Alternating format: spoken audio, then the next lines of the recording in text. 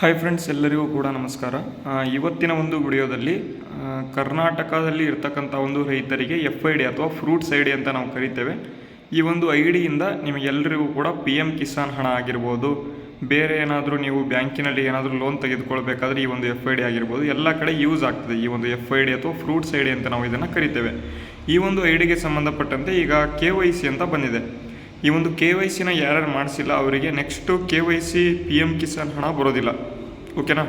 ಯಾರ್ಯಾರು ಈ ಒಂದು KYCನ ಮಾಡಿಸಿಲ್ಲ ಅವರೆಲ್ಲರಿಗೂ ಕೂಡ ಒಂದು ಅಪ್ಡೇಟನ್ನು ತಿಳಿಸ್ಕೊಡ್ತಾ ಇದ್ದೇನೆ. ಈ ಒಂದು KYCಯೇ ಮಾಡೋದಕ್ಕೆ ಇನ್ನೂ 15 ದಿನ ಟೈಮ್ ಕೊಟ್ಟಿದ್ದಾರೆ. ಕೊನೆಯದಾಗಿ 25/2/2026 ಕೊನೆ ದಿನಾಂಕ ಇತ್ತು. ಅದಾದ ಬಳಿಕ ಈಗ ಮತ್ತೆ ಇನ್ನೊಂದು ಸ್ವಲ್ಪ ಎಕ್ಸ್ಟೆಂಡ್ ಮಾಡಿದ್ದಾರೆ. ಫ್ರೂಟ್ಸ್ ID KYC ಯಾರ್ಯಾರು ಮಾಡಿಸಿಲ್ಲ ಇನ್ನೂ ಎಲ್ಲರೂ ಕೂಡ ಮಾಡಿಸ್ಕೋಬೇಕು. ಅದನ್ನು ಹೇಗೆ ಮಾಡೋದಂತ ಎಲ್ಲವನ್ನು ಕೂಡ ನಾನು ತಿಳಿಸ್ಕೊಡ್ತಾ ಹೋಗ್ತೇನೆ. ವಿಡಿಯೋನ ಸ್ಕಿಪ್ ಮಾಡದೆ ಸಂಪೂರ್ಣವಾಗಿ ನೋಡ್ತಾ ಹೋಗಿ. ಅದಕ್ಕೂ ಮುಂಚೆ ನೀವೇನಾದರೂ ಫಸ್ಟ್ ಟೈಮ್ ನಮ್ಮ ಚಾನಲ್ನ ನೋಡ್ತಾ ಇದ್ದರೆ ಎಲ್ಲರೂ ಕೂಡ ತಪ್ಪದೇ ನಮ್ಮ ಚಾನಲ್ನ ಸಬ್ಸ್ಕ್ರೈಬ್ ಮಾಡ್ಕೊಳ್ಳಿ.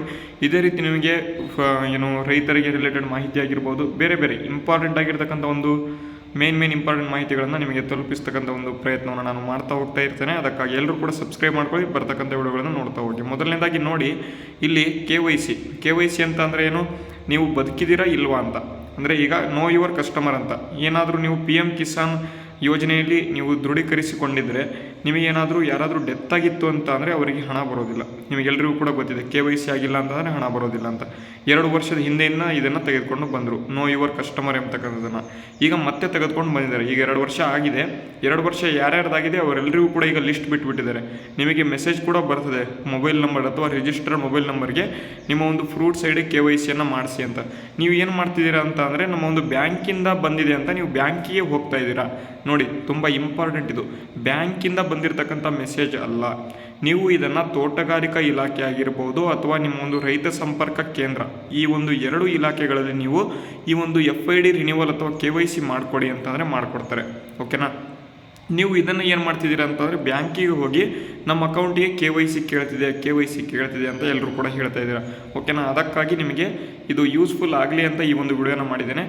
ಮೊದಲನೇದಾಗಿ ನೀವು ನಿಮ್ಮ ಒಂದು ಹತ್ತಿರದವಾಗಿರ್ತಕ್ಕಂಥ ಒಂದು ರೈತ ಸಂಪರ್ಕ ಕೇಂದ್ರಕ್ಕೆ ಹೋಗ್ಬೋದು, ಇಲ್ಲ ತೋಟಗಾರಿಕಾ ಇಲಾಖೆಗೆ ಹೋಗಿ ನೀವೇನಪ್ಪ ಮಾಡಬೇಕು ಅಂತಂದರೆ ಈ ರೀತಿಯಾಗಿ ಮೆಸೇಜ್ ಬಂದಿದೆ, ನಮಗೆ KYC ಮಾಡಿಕೊಡಿ ಅಂತ ನೀವು ಹೇಳಬೇಕು. ಇಲ್ಲ ಅಂತ ಅಂದರೆ ನೀವು PM ಕಿಸಾನ್ ಹಣವನ್ನು ಪಡ್ಕೊಳ್ಳೋದಕ್ಕೆ ಆಗೋದಿಲ್ಲ.